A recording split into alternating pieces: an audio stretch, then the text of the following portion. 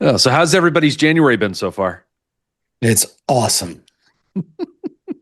It's been really, really warm up until the last couple of days. That's Yeah, you, because Robin went on a cruise and he won't shut up about it. Oh, I swear this is it. This is it. I do want to say I went to Mexico. I did 2 stops in Mexico. No Tecate. I'm so sorry. I didn't do my due diligence. That's the goddess of darkness. You got to get some Tecate. did I you didn't have a even think good about it. time? Did you have a good time meeting all the peoples? The peppers. I did meet all the Pippas. Did they comment on your lack of accent? Did No, you talk about no. the ships in the field? No, but I did do a couple. I did do a couple of sword-based things. I just wanted to quickly mention. All right. Number one, on the cruise ship, I took a fencing class.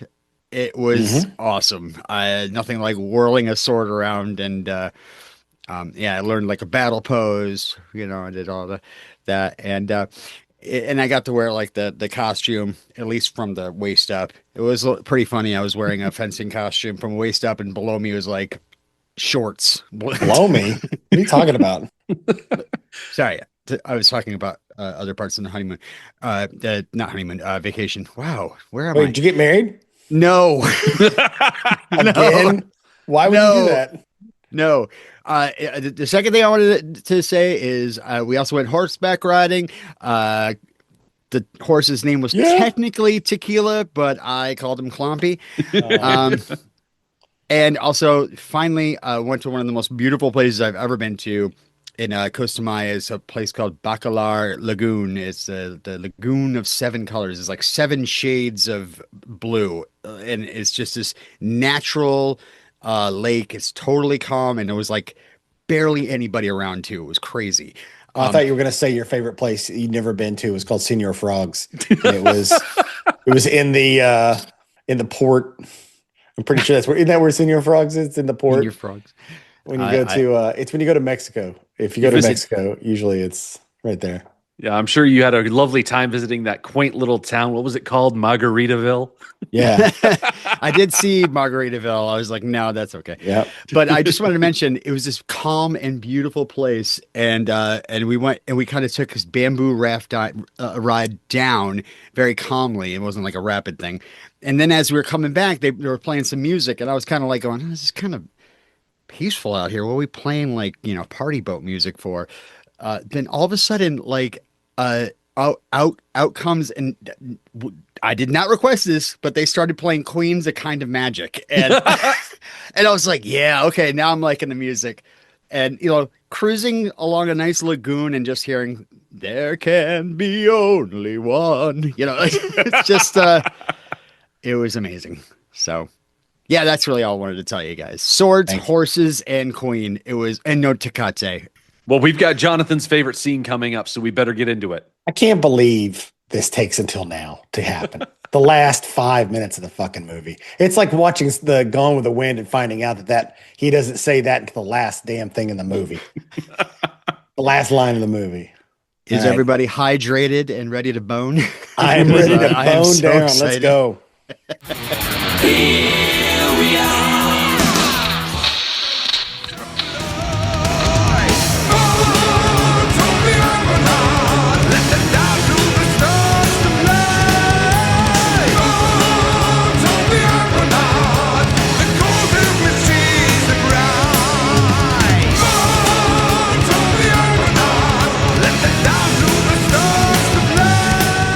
Welcome, all you sword boys and sword girls and sword others, to Sword Boys Cut by Cut.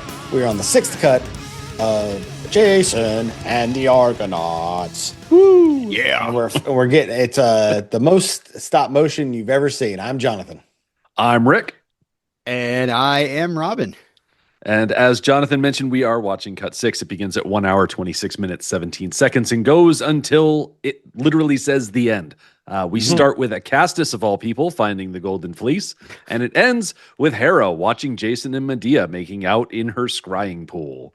Like, Yeah, in this his scribe hole? It's rude. The 60s and the 50s had this weird thing where I feel the same way about SNL skits. They don't know how to end. They don't know how to end a movie. SNL's gotten better. They've just kind of put in like a big punchline, and they don't care if it hits. They just literally have like somebody run in the house, like the house is on fire, and it ends the skit.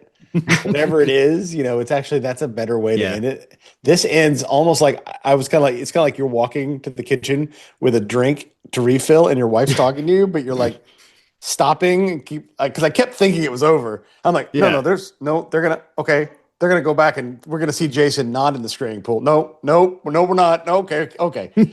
So yeah, it kind of ends very abruptly, kind of with Zeus being like, I'm gonna fuck with him more. Stay tuned, everyone.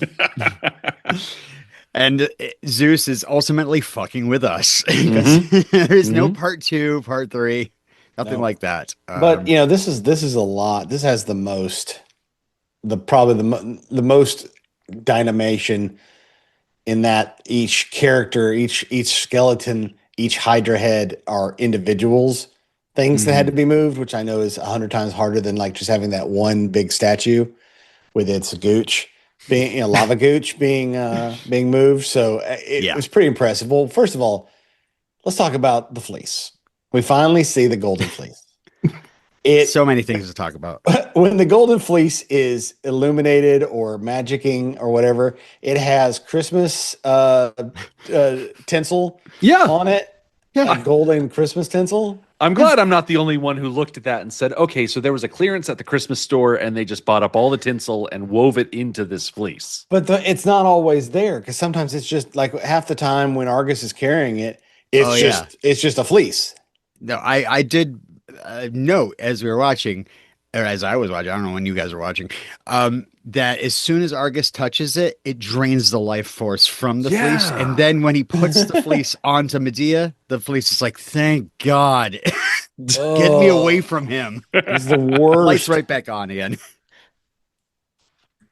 So, but Mary Colchis. Of all the people to make it to the fleece first, it's whiny little betrayer Acastus. We never saw him leave Aegis's party, so we don't know how long he's been wandering around in the woods for. Yeah, and also we don't even. I mean, he barely gets a scene in this. Yeah, like I almost had to rewind because I was like, wait, he's dead already? Well, that was fast. That took 2 seconds. I know how Jason gets there because Medea. I would assume Medea knows where that fleece is. Why is the most important item in the kingdom of Colchis stashed on a tree in the woods and rather than locked away in like a dungeon like the rest of everybody was? I have no idea. How Acastus knows where it is, why he didn't steal it immediately and bring it back to his dad, no idea. I don't know how Acastus, or sorry, Argus and Castor and Bayless. They all find Jason later. How did they know where to go? No explanation. But really, why is that in the middle of the woods? I mean, what we don't see off screen are, the attraction markers that say, hey, Golden Fleece this way, Golden Fleece viewing area that way, turn here. Yeah. You got to go through the gift shop for the Golden Fleece before you get to the Golden Fleece proper. And they don't let you through till you buy something. That's the real kicker. Yeah. So, So the beginning, how this starts off, everybody's on the Argo except for Jason and Medea, just standing around holding their dicks in their hands. Yeah, they're all like mounted up. They're ready. They have their armor on. Argus even changed out of his nappy. He's got like a large beach towel now. Mm-hmm. I was confused. What happened? Were these guys at the dinner? Yeah, they were at the dinner. They got put into prison, and when they broke out of prison, Jason was like, "You guys go back to the boat. I'm going after the fleece." So they're all here, fresh from prison, and they put back on their clothes, and then just decided to wait. Yeah, like, who told them to wait? No one told them to wait. Sure, Jason was like, I kind of assumed you would come with me. Like, yes, I said I'm going to go do this, but I thought you'd meet me. So Argus hears some rustling nearby and is like, oh, those are soldiers, much like Jason is like, oh, so you're a dancer. I'm glad that Argus heard that rustling because I did not hear any rustling. Argus hears rustling and brings 4 of the Argonauts along with him? Nope, just 2. Okay, just 2. Just 2. Of all the men on that boat, he's like, okay, I'm going to bring Phalaris and Castor. And I'm going to leave Polydeuces behind. He's breaking up the twins. Terrible strategy. Don't break up the twins. Can I just say a related note here? I realize now in cut 6 that Polly actually means many. So instead of 2 poops, I should have been calling him many poops all this time. So true. I apologize to everyone that was listening.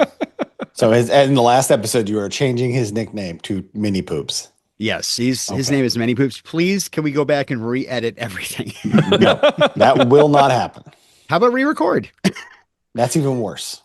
But why does Many Poops have to stay on the ship? Honestly, he's got to be in the sequel. Argus is not a fighter. He is a shipwright. He knows how to build ships. He doesn't know how to fight. So why is he like, oh, I need to go and I'm going to bring a couple of fighters instead of like, hey, you 3, Phalaris, Castor, Polydeuces, you guys go find Jason, take care of him. I guess I'm going to stay here on my ship where I'm actually useful. They need to get the second most useless person. First most useless person is Medea, because in this scene, it looks like she's falling asleep every time they show her. She keeps going, Medea's job was to get him there. And after we don't know what's going on. Done.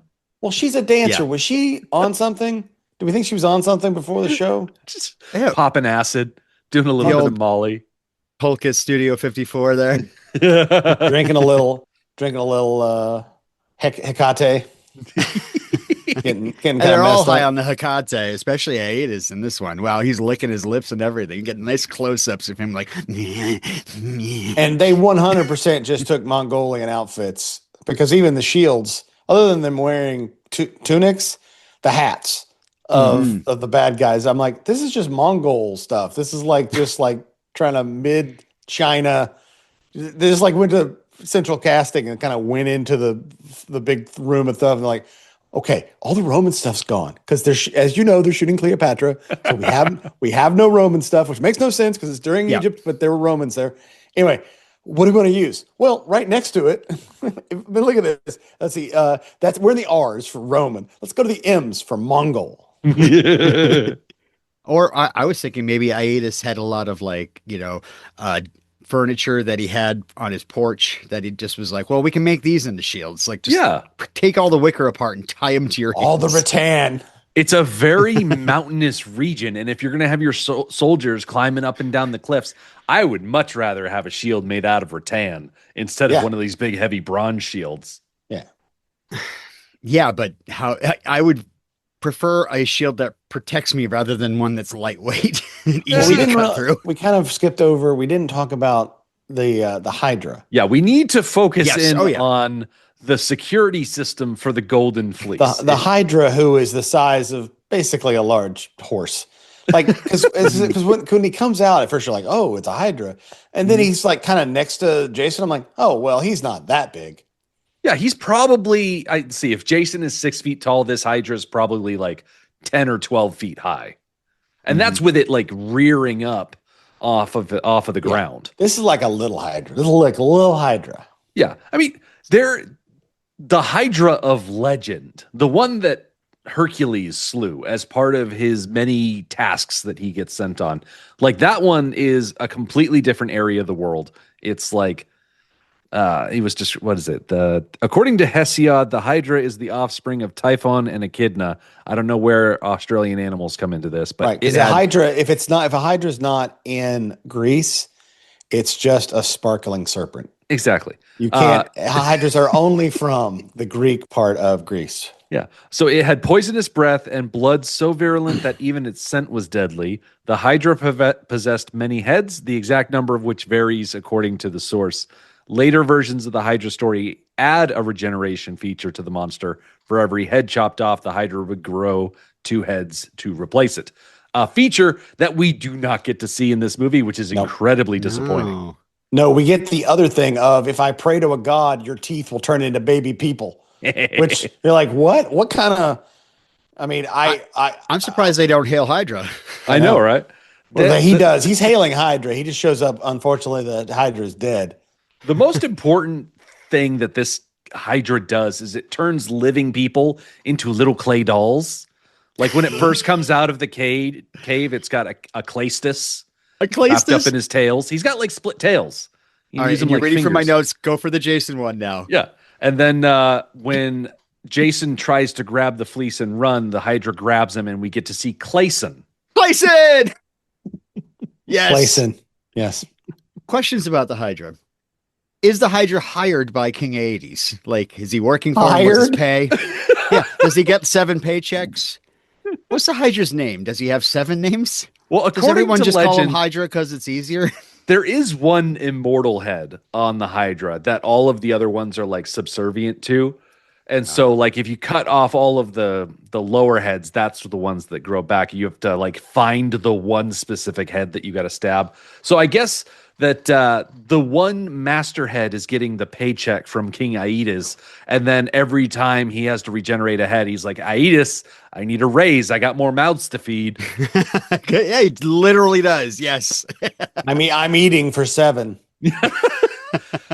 The sound effects that they use for this Hydra, it's a lot of hissing.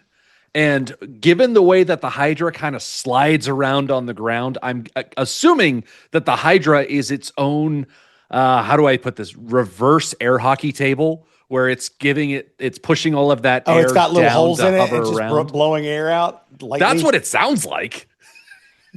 So everything it's kind of floating around on a little cushion of air that it's creating. Yeah. Does So it Jason smell? just needs to use his shield like a puck and knock the Hydra into the little slot at the end of the, Well, valley that's where we there. get the word hydroplane Yeah. from Hydra. Everyone knows this. Of course. So- A couple of fun facts for you, though. The Hydra was actually 3 to 4 feet tall in model form. Oh, it was a That's a- bigature. That's really big. Yeah, and like I said, it's being each of the heads is being controlled. Harryhausen has to move every single thing, every single mouth, every single thing, and also then of course as soon as somebody has to interact with the Hydra, they turn into Mr. Bill. So, Oh no, Jason! Oh no, I don't want to get stuffed by the Hydra. No. and this is more reused Bernard Herrmann score. This actually comes from the movie Mysterious Island. Gotcha. Does Mysterious Island have swords in it? I know it has. I'm pretty sure the guy that plays Acastus plays a pretty annoying guy in that. But Oh, he was no big- typecast then. Yeah. Yes. So yeah, they fight. He fights very lethargically with the Hydra. I am not impressed. Just hacking away. He just he's a bog hacker. He kind of chops at the guy's leg or his tail, gets out of it, and then slowly lunges in. And like you learned, was that lunge have a name, Robin, other than lunge? Since you took fencing, he kind of fences his way into victory, kind of stabs him right in the chest. Yeah, that is called the lunge. It's actually, well, it's lunges. It's kind of a Greek term.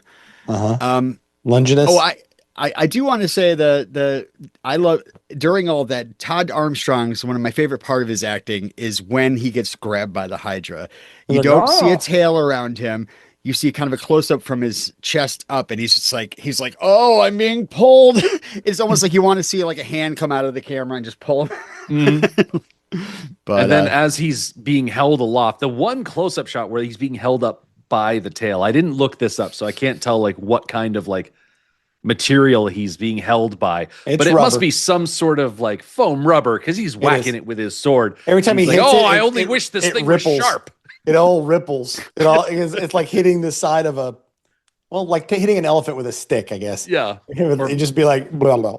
whacking really the side of happens. a pool with a broom handle. Yes. and it's the same thing as like King Kong's hand or something coming out. It's got to be this giant rubber thing. But I will say, Acastus does go out looking good. I mean, when his body is laid there dead, he is splayed out like a swimsuit model in that little outfit yeah. he's wearing. Because he wants to show off his gooch before he Full dies. upskirt, yeah. He, So we went hear into a this little bit fight, of a He death went into this rattle fight from free him. balling just for this, and just in case. Yeah. Like a true Scotsman. He died with no underwear on.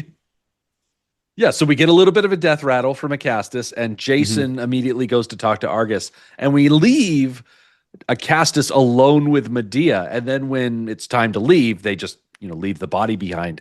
And I You have to notice that wonder Cassius if had less rings on his fingers. did Medea ease his passing, so to speak? He's asking if she had sex with him before he No, died. I'm just saying, like, did Oh. she like do him in? Oh, I got you. You know, Oh, she pulled kind of a vertical limit, kind of got on top of him and held her hand over. Oh, he's gonna go anyway. yeah, So exactly. why not? No, that's the Saving Private Ryan thing. She's just kind of like, shh. Yeah, you're just gonna go to sleep. Yeah, that's why his red shirt looks wet. Oh, okay. I don't remember Cassius being stabbed in the chest. No, he was. Don't you remember the Hydra picked up the sword and stabbed him? Did he stab who? Wait, did the Hydra cut his penis off? Yes, the Hydra cut his penis off. You didn't see it. You were over there. It was amazing. The fun thing about Jason interacting with the Hydra, stabbing it, like his sword turns into a little plastic sword, and the actor is literally like, dropping it away and dropping the real sword as he's doing it. And that now from the rest of the movie, he is fighting with a Castus's sword. So which he throws at a skeleton man in about 5 minutes. Yeah, he has no real connection, no real affection. This is the beginning of this is like one of the only real fights we've seen him be in with a creature, and he's like, Jason kind of sucks at sword fighting. Mm-hmm. We're gonna see it even more when we get to the skeletons. Because it's like, wait, are we going to be talking about skeletons? Yeah. Don't worry. Are they wearing clothes? No, they are not. Hell yes. I'm so ready. I've got my Vaseline.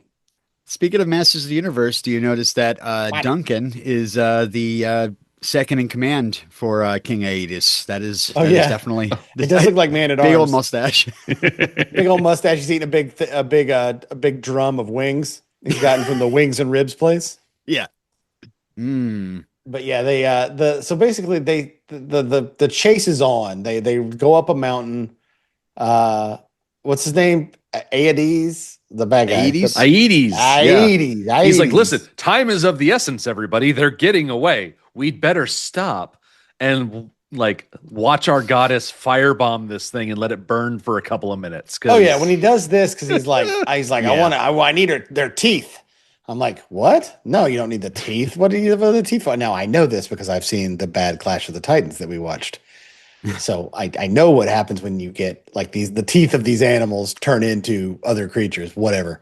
But yeah, it's this in mythology. I'm like, wow, they are really pulling this out of. I wonder if when the movie theater, like, I've never heard this before.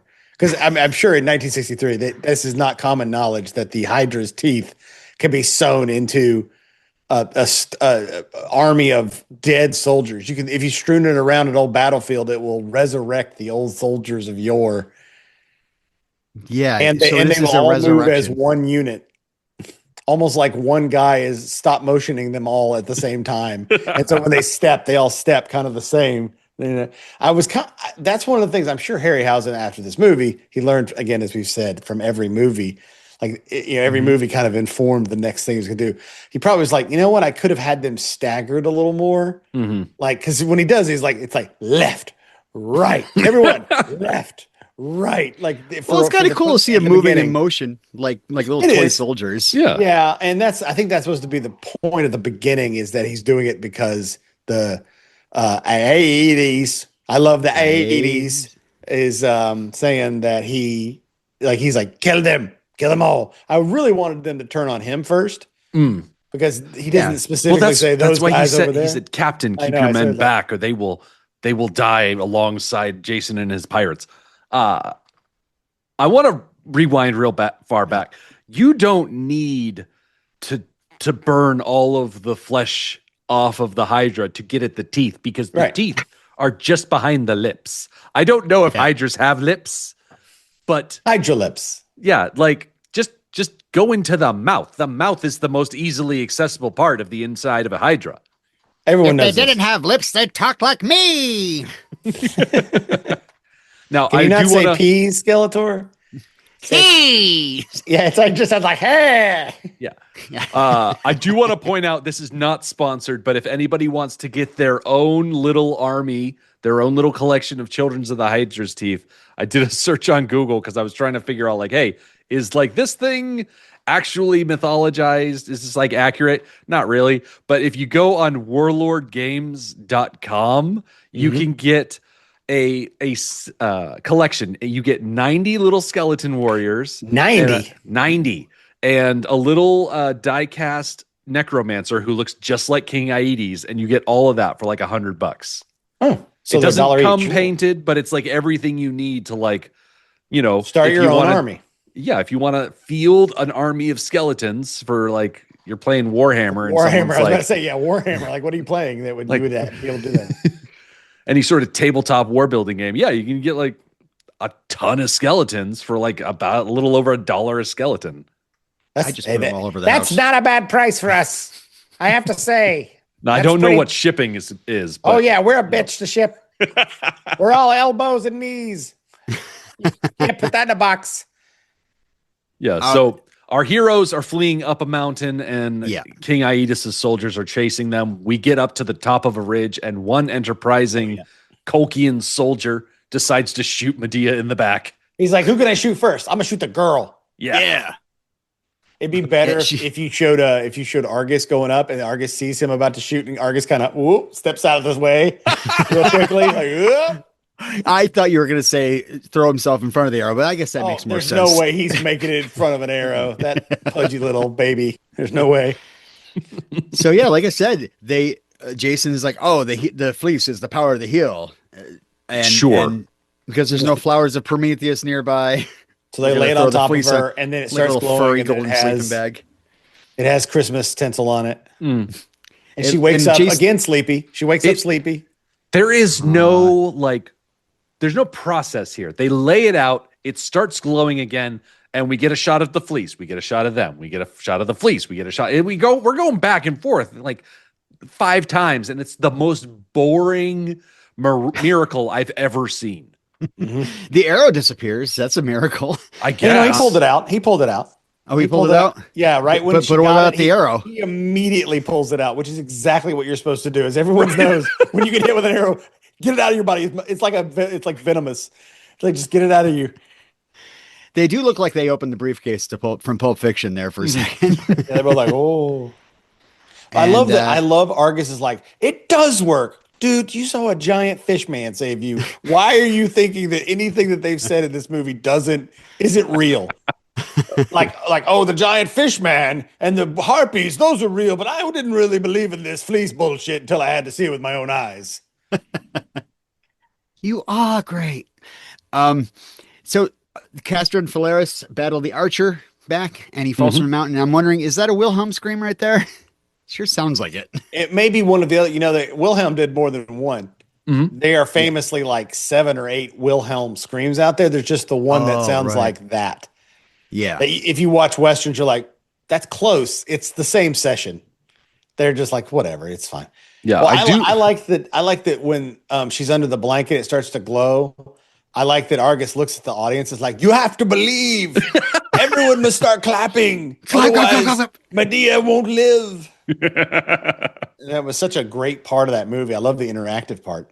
Clap harder. You can't hear it on Zoom. Who knew that Argus was kind of like Deadpool? He just kind of talks to the audience like he knows he's in a movie. So I love the whole like Legolas Gimli thing between Phalaris and Castor, because Phalaris, kicks that one guy off the thing, and then Phalaris picks up the rock, throws it, and takes down 2 guys. Castor looks over. That only counts as 1. That's right. So Aedes and the Colchians crest the mountain. He bellows, Jason! And Jason just goes like, okay, I guess we'll stand here and look at you confused. Keep running, asshole. Yeah.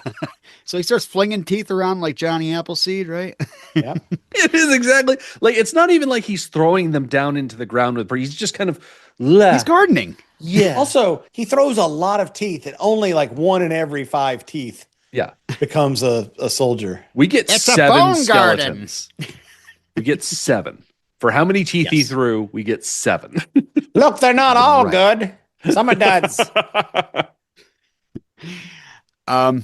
So Jason tells Argus and Medea to take Argus to take Medea to the ship. Argus does not argue. Argus argue. I should do something with that. Argue. And So then Argus they do takes this him, thing, which I want to point out to. He agrees with him. Arg- It does not argue. Thank you. You're welcome. They do this thing. They turn and they do this thing where it looks like they're wearing their scabbards like crossbody purses, because they all in unison fling a belt over their shoulder and then pull their sword, and the scabbard seems to drop by their side. So I guess that's how they were. Oh, it was like if they were wearing it kind of like Cyclops wears his little third strap on his belt thing in the cartoon. Yeah. Like if you undo that, it just falls right off you, like a kid wearing a gun holster that's too big. Like it just like whoop, it just kind of falls down. That's how you get to fighting. So I guess the belt must have been too big. So they're like, well, I guess we'll just put it over our shoulders. Yeah. That's Well, how these are for carriers much put it. bigger men. We're way too small. They didn't have anything else. This country is full of fat people. That's all I can say. They would have brought appropriately sized belts, but they needed more room on the Argo for netting. Yeah, should we bring some of this netting with us? No, we're not. No, it helped a lot last time. Don't you think it would help like a bunch of old rickety bones if we just threw a net on them and then they couldn't do shit because they're basically bones? They're bones. They don't have muscles. They'd be They're so not inherently confused. strong. There are so many like tactical okay, let me rewind a little bit. These skeletons, these children of the Hydra's teeth, way too long to deploy. Oh, Mm-hmm. I would kill all the people while we waited. I would kill the Exactly. people behind him. So when they do come up, I'd be like, "Hey, fight these guys!" Like, just start talking to them before the king does. And even once they like rise out of the ground, if you're standing close enough to where they're emerging, you could just kick the skull off of the rest of the skeleton before Why they're didn't even Jason like just fully go- standing just- up. Why didn't Jason just go kill them all, and they all turn around? Yeah. Yeah, you're just a quick behind you. Oh my I God! was really hoping ATs, like they he did his little speech to Hecate, the of darkness. I really wanted after he did his, another guy walks up beside him and is like, "The bones are the skeletons' money, and bones equal dollars." And he's just like, "Shut up!" He's like trying to do the goddess of the darkness, give us the teeth of your children. And that Never was the saw night seen that the food skeletons came this. to Underground, there's lie. half as much food as this. The worms are their money. The bones are their dollars. That's what I was expecting. I really wanted that, and got Nice. none of it. Yeah, we just got an episode of Bones. Just I an have episode fun- of Bones. I have so many fun facts for you guys. I was on Bones once. You know that as a day player. You can see me in the background. Okay, so they were going to shoot this at night, but I guess the censors thought it would be too scary, and they made them shoot this scene during the day. Oh, I'm sure. Too I'm sure scary? Harryhausen's like, please don't fucking do it at night. It all looks like shit. Like This is during what the Harryhausen day- said.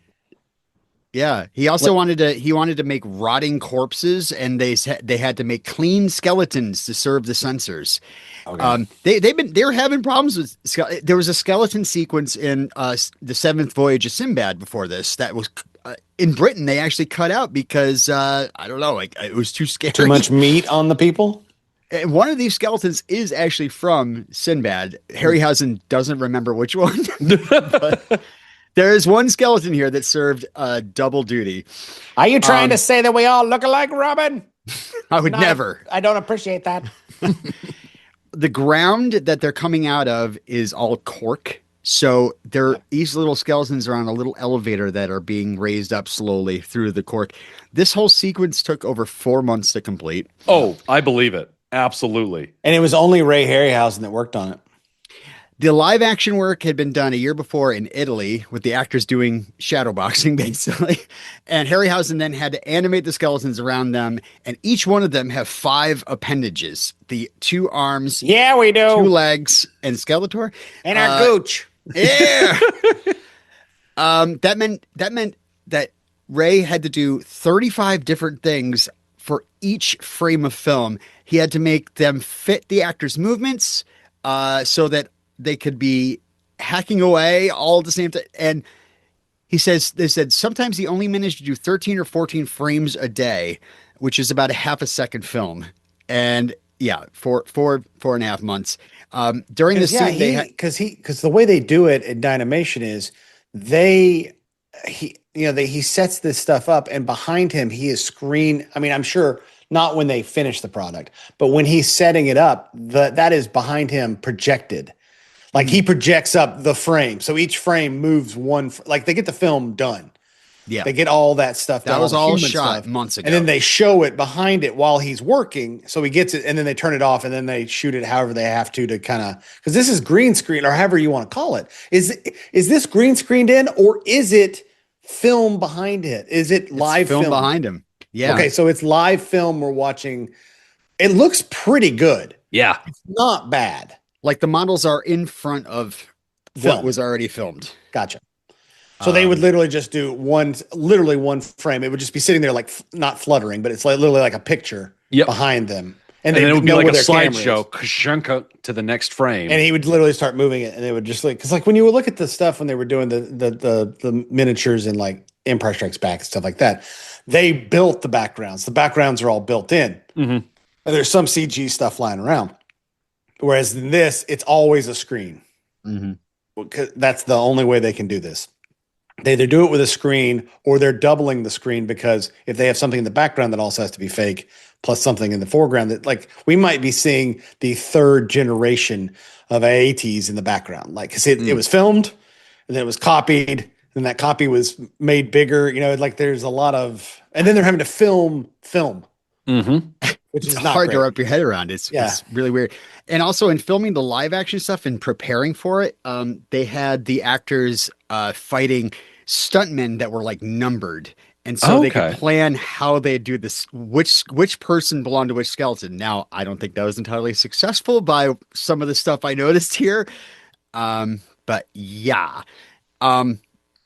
there is actually a very noted actor in this scene that I did want to. Yeah, me, bitch. I'm right here. Close. His name is Skeleton, and he has his own page on IMDb. Wait, my brother Skeleton? His bio says his nickname is Skelly. Yes. His height is 5'4". Very small. It says children skeleton. You click on it, links back to the same profile. Yes. I don't know what thing that send is up. It's like George Foreman. He named his children Skeleton. It's very confusing. Extremely emaciated and or cadaverous appearance, often cast in horror movies in minor uncredited roles. Fun facts: went on an extreme crash diet to appear in this film and died shortly after making his first and final appearance. Is afraid of dogs. Obviously. Turned down the role. Don't worry, his children, Skelly, will also do it. And their children, Skelly. Turned down the role of the endoskeleton in The Terminator, forcing the filmmakers to use stop motion photography. Turned down an offer to pose for the Silver Shamrock skeleton. Hold on. That skeleton's made out of metal. Why would I be in that movie? I don't want to be stuck in makeup all day. That's stupid. That's probably what it is. Yeah, he turned it down. And he turned down the posing for the Silver Shamrock skeleton match in Halloween 3 because, quote, he didn't want to prostitute his image. Yep. He made an uncredited appearance as Uncle Owen in the first Star Wars movie. His father is the notorious John Skeleton, who invented skeletons. That's my dad. Was in talks to be in Pirates of the Caribbean, but had to drop out at the last second. And it says there at the bottom, even though it is believed that he is related to Skeletor, he is not. That's bullshit. That's my brother. I heard that the skeleton caught a lot of flack after appearing as, the post-Empire encounter Uncle Owen because it was a gratuitous use of blackface. Oh, it was awful. Yeah. Also, he crossed a picket line. Yeah, it was very... scab. It was a good call for the skeleton not to do the Terminator series because all of those horror stories about the guy who played the original Tin Man and the silver makeup that they used and whatnot, how it sent him to the hospital. Yeah. Well, you want to avoid that. I'm glad he's dead. The wrong skeleton died. The wrong Skeletor died. I am Skeletor. He's Skelly. Can I read the credits that some noted credits I took a note of? Please House do. on Haunted Hill, he played Skeleton. Monty Python's Flying Circus, he played Skeleton Milkman.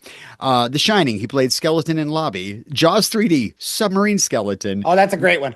We've seen him before. It says here, Red Sonja, Skeleton on Hook. I thought he looked familiar. Yeah. Sometimes you can't, you know what? Sometimes you just can't tell unless I see he has birthmarks. And sometimes if you get close enough, you're like, oh, that's Skelly. Frankenhooker, Skeleton in Bedroom. And of course, the movie that kind of takes its homage from this movie itself is Army of Darkness, and Skeleton is in there as well as Deadite Soldier. And what has made me laugh the most? Production credit. Just a production credit as a production coordinator for a TV movie called Skeleton Man. Yep. Gosh. That's You when just he could tried not to get believe- away from his true calling. He's like, I'm going to produce. And I'm like, you can't produce. You're a skeleton. All right, He's I just want to got- get back. he's so famous. I want to get back to this fight now. Yes. 7-on-3, not great odds. Well, because sometimes you're- it is. Hold on, Rick. Hold on. What are we talking about? Just say if What you're are we trying wearing? if people are trying to murder you and it's 7 of them versus only 3 of you, you're gonna get ganged up on. It's not gonna be a good situation. Slow down. Slow down. However, I have always believed that of all of the creatures that could be coming after you in like a violent way, how is a skeleton any sort of threat? Because the whole thing about skeletons is that they are just bones. They don't have muscles. They don't have armor. Yeah, they got weapons, but you know what? They don't have ligaments holding their bones together. You should be able to just walk over, grab the skull, pop it off, and throw it away. You that's should what be able to seems to take happen that in arm, this. pop it out of the socket, Is- throw it away. Is head still the most important bone of these skeletons? Because does he walk around? Does that skeleton continue to walk around and just swing its thing, kind of like C-3PO? Yeah, because are you Phalaris talking about does chop off a head, and that There skeleton was- starts to, oh no. Yeah, there was a deleted scene apparently. Ray Harryhausen said it slowed it down, but there was a little bit of a comedy beat where the skeleton was looking around for its head. That's comedy right there. I mean, how do you cut that? I am a little frustrated by how Jason stabs the skeleton through the rib cage and And then leaves has his to sword. like drop the sword and get a different one because In it's this now movie, trapped in the rib cage. He throws his sword and shield twice in this fight. It's Throws it. He's not done with the fight. He's just like, take that sword. It's getting too hot. I'm working it up too much. I mean, why are you stop throwing perfectly good swords at these skeletons? Guys, I don't think Jason is a good sword fighter. I don't think he is. He's more an administrator. We all know this. Yeah. Well, yeah. To me though, Rick, I just think that it's the fact. I know you said, yeah, they have weapons, but yeah, they're skeletons with swords. They are a threat, and you know they're creepy looking, and their bones are made of money. I mean, hello. and Don't forget they're all that. held every ligament. It's just basically Tecate running through that skeleton to keep it all together. It's In got the Tecate long- magic. In the long and short of it, I would feel more threatened by like a puppy with a gun than a skeleton with a sword. What about a tiny little bear with a gun? Wait, the puppies From, don't uh, have fingers. From our H4 Exactly. movie. I would definitely feel more threatened by a skeleton with this, like a full-size skeleton with a sword coming at you, and a puppy just sitting there looking at a gun. You're saying you're scared more of the puppy? Come on. Yeah. Because you know how hard it is to find a bludgeoning weapon? Not hard. You know what Yeah. skeletons are usually weak against? Bludgeoning weapons. That's But true. even so, And I also like chocolate. the skeletons are not fully My big invincible. weakness. Obviously, there's one skeleton where Phalaris, knocks its head off. There's another skeleton where, in the midst of all of the parkour that Castor is doing, he slashes at one of the skeletons, and the skeleton's like, "Ow, my arm!" But that situation is like the prelude to Castor turning around and immediately being slashed by another skeleton. Like Mhm. Phalaris and Castor do not come out well in this fight. They get ganged up on and they get skewered. They put on a good fight, but yeah, then it's the greatest swordsman in this movie, Jason, having to fight them all, and he does have quite a quite a way to just dispatch them. At the end, he stops being a sword boy and he becomes a spear boy for a little while. Yep. And then he Yeah. becomes a cliff diver. Now, I was really happy to see that they made full-size skeletons that they threw in the water with the actor who jumped in the water. Like, they didn't do claymation bullshit. It was literally just, here's a bunch of bones that we've literally stitched together so that they still stay in skeleton form as they fall. I was like, that's pretty good. That's pretty, and that was not a short drop. No, that was a sizable cliff. That scared the hell out of me. I was like, oh, no, Jason, you're going to pancake yourself. It's like landing on concrete. Yeah. Like, or King Aedes runs up to the edge of the cliff there, and then Joe Pantoliano's like, where did he go? He just Peter Pan right off of this cliff right here. Or just hitting the water and then having a whole bunch of bones coming down at you. Like, yeah. This movie could have ended real quick. Bones cannot float. So the shields, by the way, I just want to note the shields that they have. Each of their shields are creatures from other Harryhausen works. There is that's fun. The Griffin. There is Medusa's skull. There is a Kraken. And if you see one that looks like Captain Caveman, that's what I wrote it down as a Captain Caveman. It's actually the Ymir from 20 Million Miles to Earth. So that's fun. It's cool. That is fun. A little in joke. And I will say that the skeleton with I don't know. I took notes, man, every single beat, just in case we really needed like a 20-minute breakout. We do not have to do that. I did that all on my own. But I will say, number one, the Griffin skeleton, the one holding the Griffin's shield, seems to teleport from one fight to the next. Maybe he's just running back and forth. He's like a bit of a tryhard from the sound of it. I also will say that there is a skeleton with a sword and no shield. I just called him No Shield in my notes. I know. I don't know where I get these from. When he leaps up on the platform to duel Jason one-on-one, he is in perfect fencing form, right? You get That's your probably Skelly. He didn't like using the shield. You got your dominant foot pointing forward, your left foot behind you, but turns to the side for balance. Your left hand aloft, and then of course, your dominant hand with the sword. I couldn't believe it, and it took me. I'm so well educated at fencing now that boy, I picked that right up. So yeah, basically ends with them falling. And so all this, I was waiting on them to show up. They show up. They awkwardly attack 3 people. One fends them off. The other 2 die. Mm-hmm. He jumps in the water. They jump in the water, and I guess they drowned, or bones can't float, or whatever, and they just fall to the bottom. Skeletons can't swim, guys. Nope. Everybody knows this. Everyone knows this. I will say on the commentary with Harryhausen, again, Phalaris is the one who's played by Andrew Foles, who ends up becoming a Labor Party person in Parliament. And Harryhausen made a crack, and he's like, and he gets stabbed by a conservative skeleton. I thought it was weird that some of these skeletons were wearing red baseball hats. Yeah. So the ultimate corpses. So anyway, Jason jumps off the cliff, and then we kind of cut away from him to go up to Olympus, where this is when I thought, they're gonna go back to the boat, like the Argonauts are gonna be the final scene. No, this is where we end it. We end it with the fucking gods. The thing that really pisses me off about these older movies is that they're setting up these grand stories, and we start off the movie.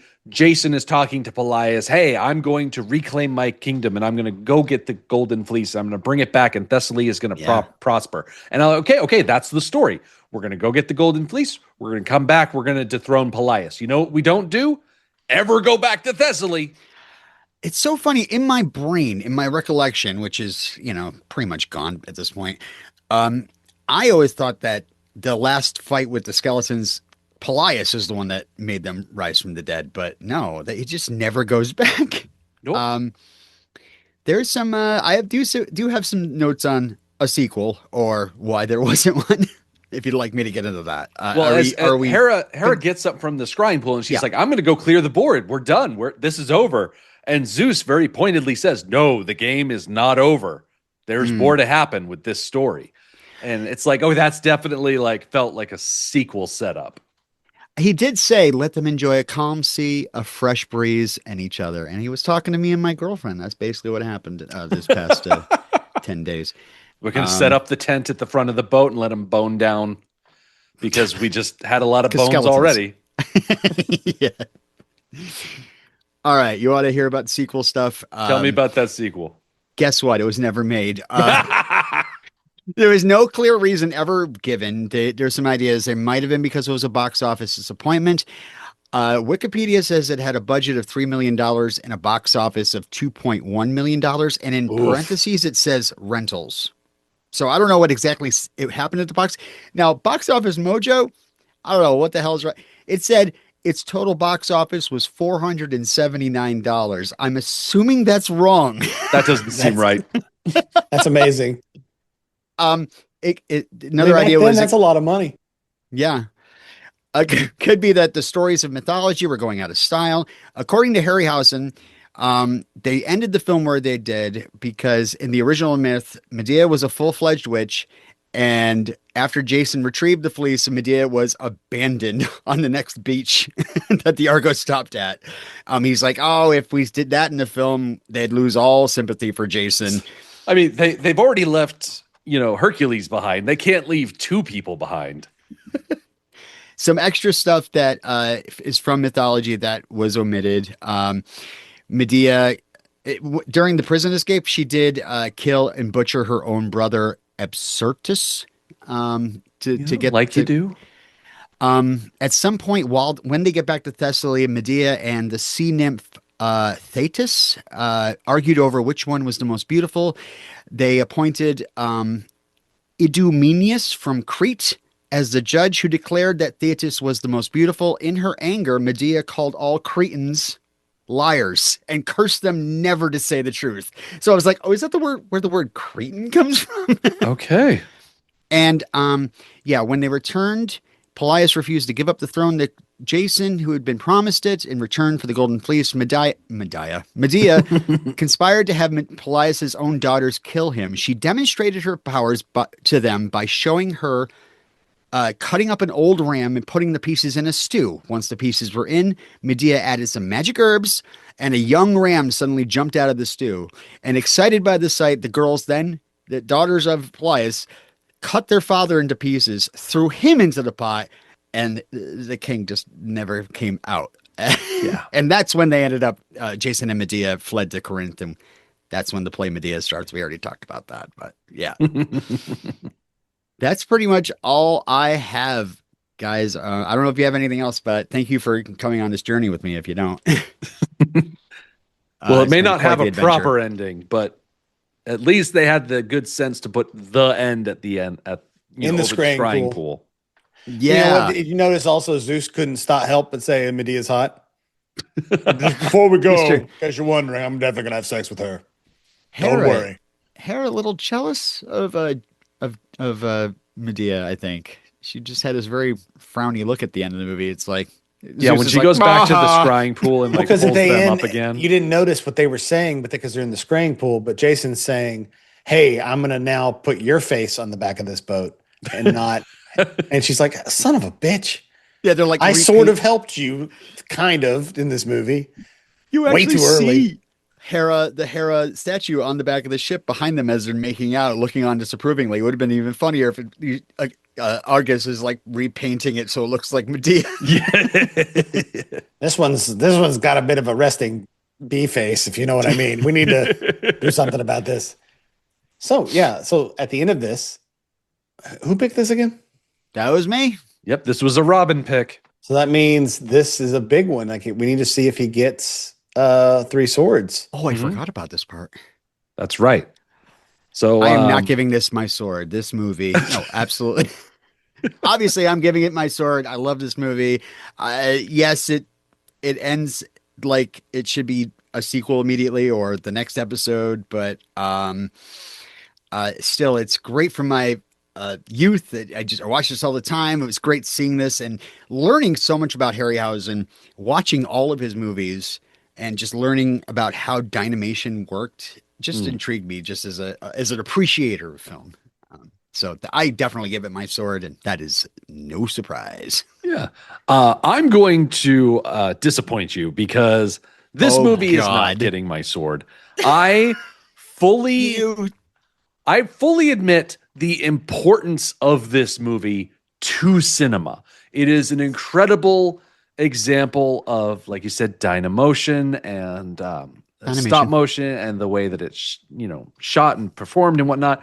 But as a sword movie, it's God, there's just a lot of lazy flailing about and clumsy action. I mean, even on the boat, it was just so bad, and it takes us so long to get to any like worthy sword action. Like I'm looking back at the other movies that haven't gotten my sword for the main feed. Like, would I rank this above or below Hawk the Slayer? I don't know. Hawk the Slayer had a lot more sword fights and was a lot more fun. It was still a garbage movie. But yeah, I can't give this movie my sword. I'm sorry. I am very disappointed, but I respect your opinion. No, I don't respect your opinion. I respect your ability to have one. So that's the best I can give you. Jonathan, be the tiebreaker. Oh, it's easy. It's got naked skeletons holding swords. It gets my sword. Of course it does. What are you, insane? No, Yes.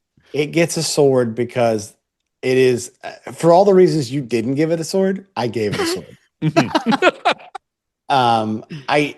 I feel like they're just babies running around not knowing what to do with a sword movie in a genre that was dying. So understood, it's 1963, so the Westerns are now king.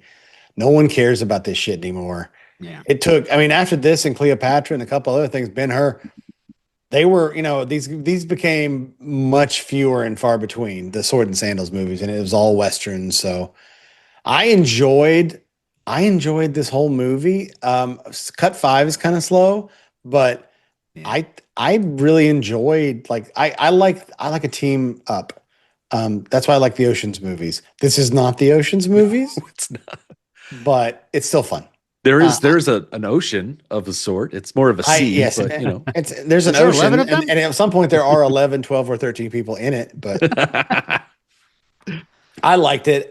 It's so campy, and I mean, it's a bad. I mean, as a movie, it's pretty bad. Like the story wise, there's almost no connective tissue, other than like they just like Rick said, they didn't go do any of the things they said they were going to do in this movie. They just got the fleece and like ran out of time and energy. Like, well, shit, the movie's over. Well, time's up.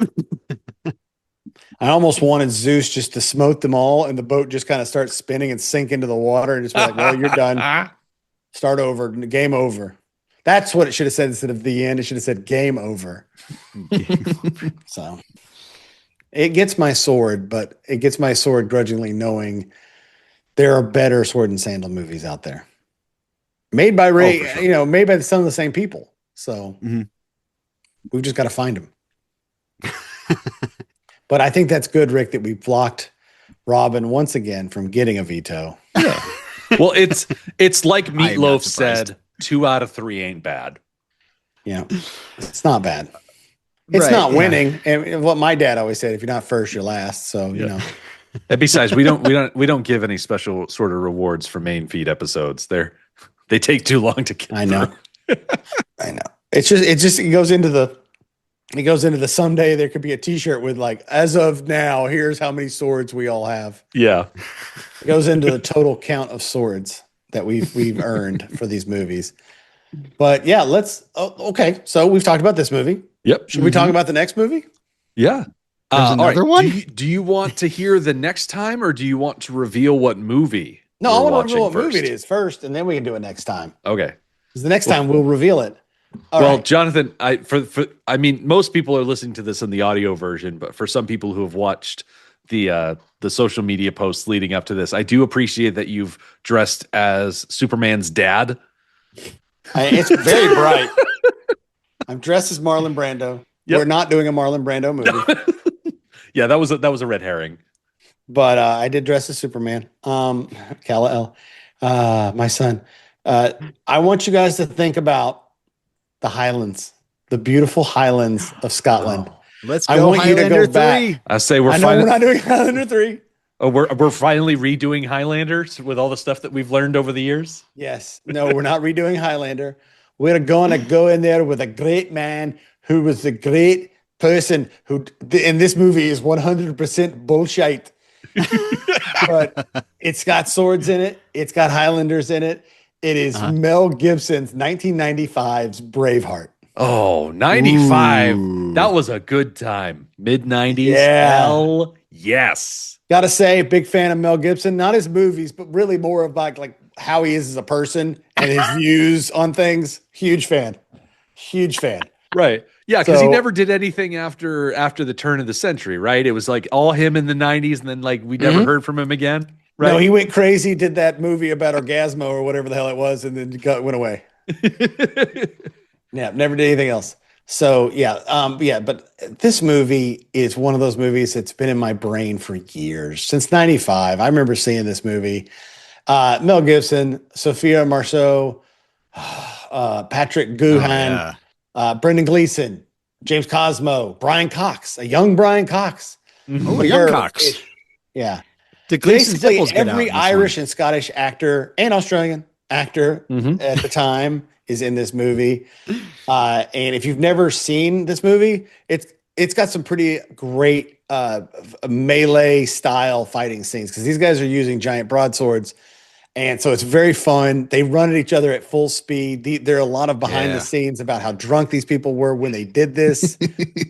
There's famously, I've said before, is the scene in the background where you can watch a guy in sunglasses running past who's got on a kilt and sunglasses because he's just an extra. And it was just like high or drunk. And they're like, well, what are we going to do? Shit. It's like an important scene because it has William Wallace in the background. This is a story about William Wallace, Okay. who is a Scottish hero. A folk hero, but this story is, it's already a folk hero story. There was a William Wallace.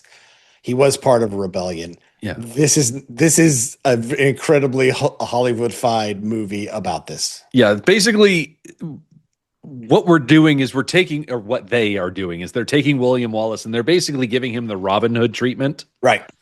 Because like even the name, just to begin with, we'll go into we'll probably have to have like a history corner in these episodes to talk about what really happened during these fights, which some of these fights didn't even happen. But even the name, Robert the Bruce was Braveheart, not William Wallace. That was never who. But God, really? They literally just, they were just like, fuck it. and because it's written by Randall Wallace, who at the time thought he might be related to William Wallace. He isn't. You know Randall Wallace because he did We Were Soldiers, where he worked with Mel Gibson again. The Man in the Iron Mask, one of our first TC Boos. He wrote that. Secretariat. He has since gone. I like that movie. He's since gone real religious. So, his movies are like Heaven is for Real something. Heaven is for Real. So some of the people involved in this this movie kind of changed into weird ways. Right. Since also, this movie. he did, speaking of bullshit movies, he did the Pearl Harbor movie, that horrible one with Matt Damon. Any swords? Not Matt Damon, with Ben Affleck. Sorry, Ben I said Affleck. Matt Damon. Yeah. So we're going to do 1995's Braveheart. And it's a proper rated R movie. So these battle scenes are going to be Sean bloody. Connery's going to come back. That's for going to be sure. bones. There are going to be bones everywhere. I'm very excited. Is there like a director's cut? Or is there a certain version of this that is out there that we should be watching? Great. We're going to watch the cinematic version. Yeah, there are different versions. The cinematic version is still 3 hours long. Yeah, there are director's cuts of this movie that have more stuff in it. We're not doing that. We're doing the regular, normal version. Okay, Exactly. regular, normal. Yeah, so that first cut's probably going to be about 21 minutes. And each individual cut is round about that same length. Like 20-ish minutes long. If I remember, there's very little downtime in this movie. There's a little bit of love scene in, but they take care of that pretty early in the movie. I remember when I saw this, how shocked I was at that death scene of his. We can bring it up. The death scene of his betrothed later on. It was shocking to me to see that in the movie theater. I was like, whoa, I didn't expect that. And so I think the brutality in this movie this is our first proper. Is this our first R-rated like with real gore? With real gore, I think is Real the gore is hard to put specifier on that fake. you've got to look at it, because Conan was rated R, Kill Bill was rated R. Yeah. Oh yeah, Kill Bill. Highlander was technically Conan? also rated R. I don't know why Conan was rated R. There's really almost, other than the boobs, there's no reason to have them be rated R. Yeah. Yeah. I mean, Yeah, Kill Bill should definitely be rated R. I think this movie would be very hard pressed to reach the amount of blood in Kill Bill, but it's probably right up there, very even. This movie also comes out at that time, it's right before the 2000s. Remember when what was it? Who was the Spartacus? Remember when the Spartacus TV show came out? Mhm. And remember those Yeah. in that show, in universe, those swords with the sharpest things ever. Like Yeah. any way you cut somebody, you like went like 3 feet into them. Same thing in this movie. Every sword, no matter if it's a broadsword or not, is the sharpest thing on the planet. And it cuts people's heads off with one whack. You go right through people. It is everybody's sword and knife is very sharp. So very excited about this.